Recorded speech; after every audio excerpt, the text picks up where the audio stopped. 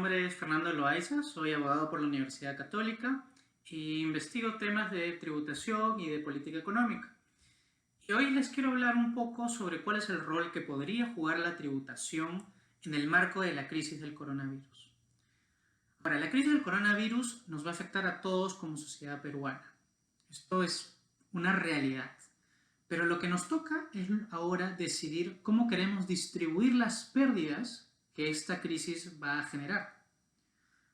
Porque, al menos desde mi perspectiva, lo ideal sería de que no todos afrontemos la pérdida de igual forma, sino que los que tienen más capacidad económica asuman más de la pérdida y los que tienen menos capacidad económica reciban al contrario más ayuda del gobierno. Ahora, podemos discutir esta idea de justicia, pero lo que no se puede discutir es de que algo podemos hacer. Lo que no se puede discutir es de que el Estado tiene un rol en este momento y que como sociedad podemos demandar que los resultados de la crisis, que las pérdidas de la crisis, se distribuyan de otra manera y no simplemente dejar las cosas como están. Entonces, ¿cuál es el rol que puede jugar la tributación aquí? Mucha gente lo que dice es, bueno, ante esta crisis lo que toca es que las grandes empresas paguen más. Lo que toca ahí, todos los millones que vemos en los bancos, en las mineras, en las empresas que listan en la bolsa de valores, esos millones deberían pagar más impuestos y con ese dinero financiar la crisis.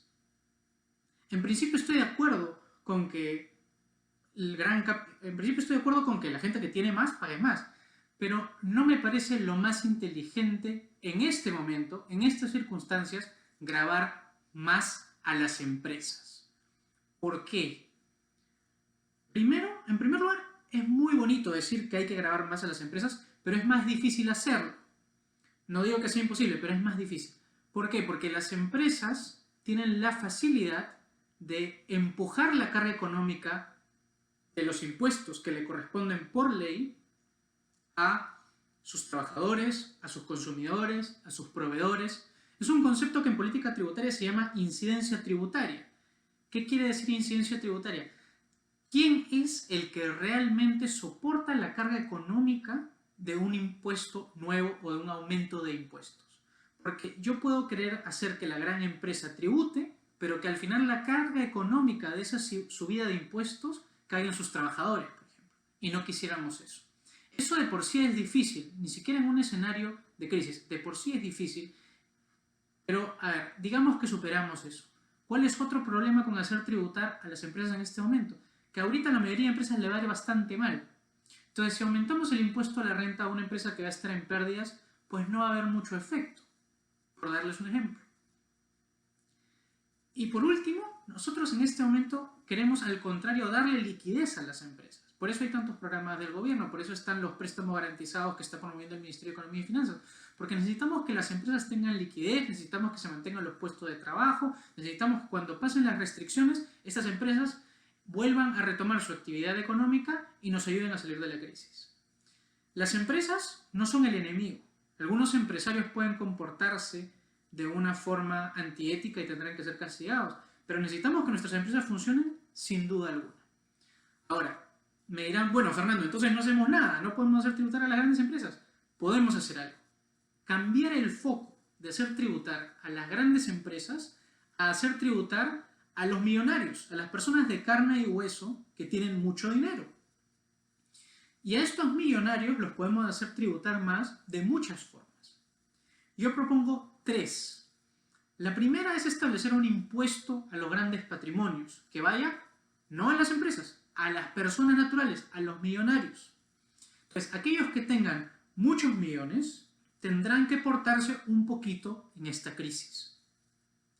Digamos, por ejemplo, que le ponemos un impuesto al patrimonio a todos los que tengan más de 1 millón de soles en activos. Entonces, si yo tengo 1 millón de soles, ya digamos que estoy un poquito holgado, ya digamos que estoy, no voy a decir con la vida asegurada, pero con 1 millón de soles, de seguro estoy mejor que la gran mayoría de peruanos y de seguro puedo afrontar la crisis mejor que la gran mayoría de peruanos. Entonces vamos a pedirle a estos millonarios que se porten un poquito, que sean patriotas y que pongan el hombro. Y a partir de ese 1 millón de soles, lo que tengan para arriba va a tributar este impuesto a los patrimonios. Las tasas podrían empezar desde algo pequeño, como 0.5%, y llegar a algo más alto, como 5%, dependiendo de qué tantos millones tenga la persona. Podemos discutir los números, pero creo que no podemos discutir la justicia de que en un momento de emergencia los que son los más millonarios pongan un poco más el hombro que los que menos tienen.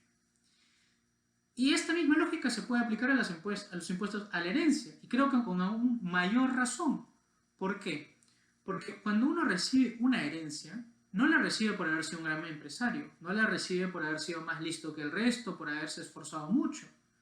La recibe por el simple hecho de haber nacido en una familia que por privilegios o porque ellos trabajaron mucho, se han vuelto millonarios. Entonces, si yo recibo millones por el simple hecho de haber nacido en una familia determinada, también me parecería justo que aporte un poquito de esos millones que estoy recibiendo al esfuerzo que va a realizar el país para salir de esta crisis económica.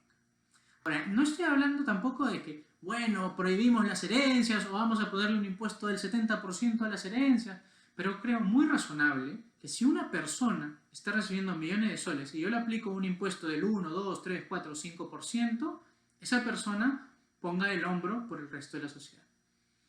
El tercer tema es un impuesto adicional a los alquileres.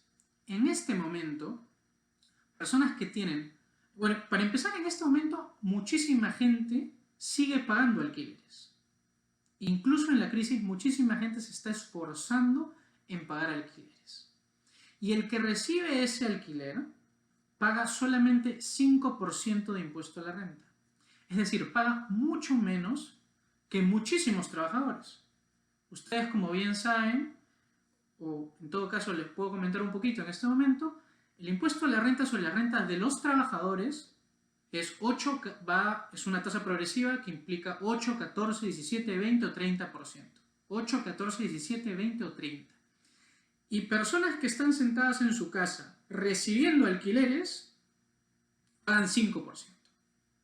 Ahora, hay casos distintos, ¿no? Hay gente que ya está retirada, que tiene una pensión muy baja, su único ingreso es el alquiler de una casa que ha comprado con muchísimo esfuerzo. Esa gente no debería tributar más. Yo estoy hablando de las personas que tienen muchos inmuebles, reciben muchísimas ganancias de eso, que al otro lado hay gente que se está esforzando en pagar eso, a pesar de la crisis, y aún así están pagando únicamente 5% sobre esos ingresos.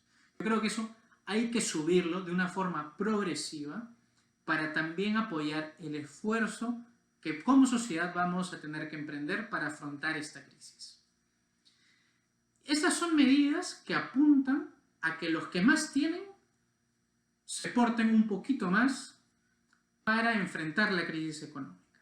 Hay una cuarta medida que yo creo que también es importante, que no va a afectar el desempeño empresarial tampoco y que creo que puede ayudar. Y es establecer un impuesto temporal a los dividendos.